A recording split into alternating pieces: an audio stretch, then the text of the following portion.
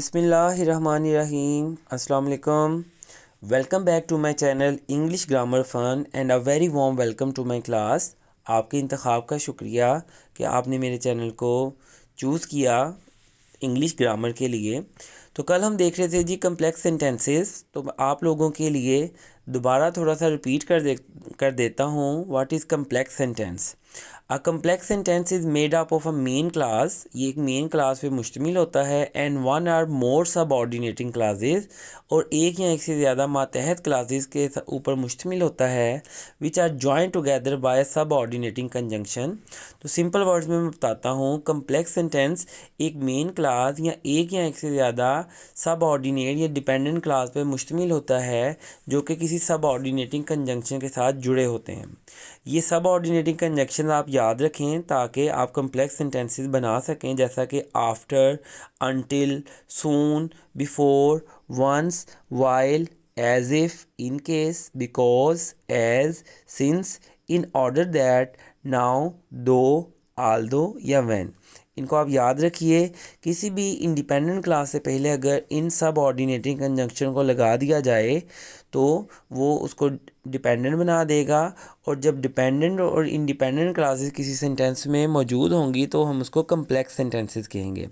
तो simple sentences मैंने आपको बताया था कि उसमें सिर्फ इंडिपेंडेंट क्लास होती है और एक थॉट होती है, जो कि कंपाउंड में एक से ज़्यादा इंडिपेंडेंट क्लासेस होती हैं। और जबकि कम्प्लेक्स सेंटेंस का दोनों से डिफरेंस ये है कि इसमें इंडिपेंडेंट क्लास भी होती है और डिपेंडेंट या सब ऑर्डिनेट क्लास भी होती है और सब ऑर्डिनेटिंग कंजंक्शन भी होती हैं। तो कल मैंने आपको इसकी एग्जांपल्स बताई थी, आज मज़ीद एग्जांपल बताऊंगा ताकि आपका कम्प्लेक्स सेंटेंसेस के बारे में आइडिया क्लियर हो सके। You should overlook his fault. आप उसके जो गलतियां हैं उसको ओवरलुक कर सकते हैं, इग्नोर कर सकते हैं। As it would be an act of generosity on your part. आपकी तरफ से ये बड़ी सखावत का इजहार होगा। तो एज का मतलब होता है क्योंकि। इसके बाद जितना भी लिखा गया है ये सारा सब ऑर्डिनेट कंजंक्शन हो गया एज की वजह से। We found him in the house. हमने उसको घर में पाया।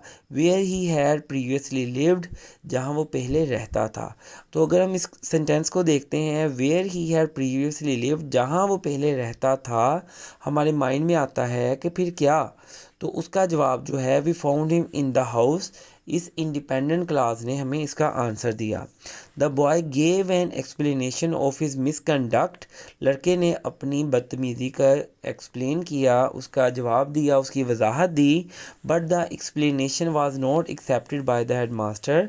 लेकिन हेड मास्टर ने उसको एक्सेप्ट नहीं किया। तो अगर इस एग्जाम्पल को मैंने इसलिए रखा है ताकि आप जान सकें कि बट जो है ये दोनों इंडिपेंडेंट क्लासेस को मिला रहा है, जबकि एज और वेयर वाली जो फर्स्ट टू एग्जाम्पल्स हैं ये दोनों कम्प्लेक्स सेंटेंसेस की एग्जाम्पल्स हैं। आपने कंजंक्शन को माइंड में रखते आइडेंटिफाई करना है कि ये कम्प्लेक्स सेंटेंसेस की एग्जाम्पल्स हैं। तो अगर हम देखते हैं सम टाइम, मैंने जितनी भी एग्जांपल बताई हैं उसमें इंडिपेंडेंट क्लास पहले थी, लेकिन सम टाइम डिपेंडेंट क्लास भी अगर पहले आ जाए तो फिर हमने क्या करना है। When a dependent clause precedes, यानी पहले आए, द इंडिपेंडेंट क्लास, किसी इंडिपेंडेंट या प्रिंसिपल क्लास से अगर पहले आए, separate the clauses with a comma, तो दोनों क्लासेस को हम सेपरेट करते हैं कोमा के साथ।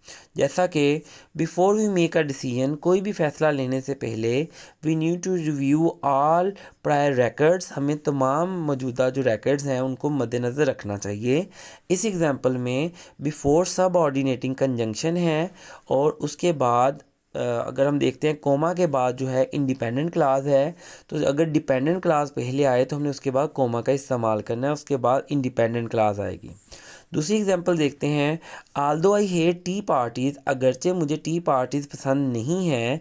आई went to please my mother, मैं अपनी वालदा को खुश करने के लिए वहाँ गया। तो इस सेंटेंस में अगर हम देखते हैं, आल्दो की वजह से ये डिपेंडेंट क्लास बन गई या सब ऑर्डिनेट क्लास बन गई। इसके बाद हमने कोमा का इस्तेमाल करना है और उसके बाद मेन क्लास या इंडिपेंडेंट क्लास आएगी।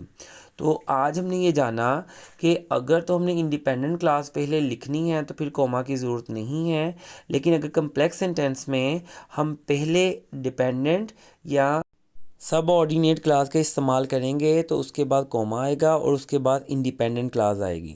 मैं उम्मीद करता हूँ आज के लेक्चर से आपने कम्प्लेक्स सेंटेंसेस के बारे में जाना होगा। काइंडली मेरे चैनल के साथ जुड़े रहिए ताकि डेली बेसिस पे आपको ग्रामर के बारे में इंफॉर्मेशन मिलती रहे। अल्लाह हाफिज़।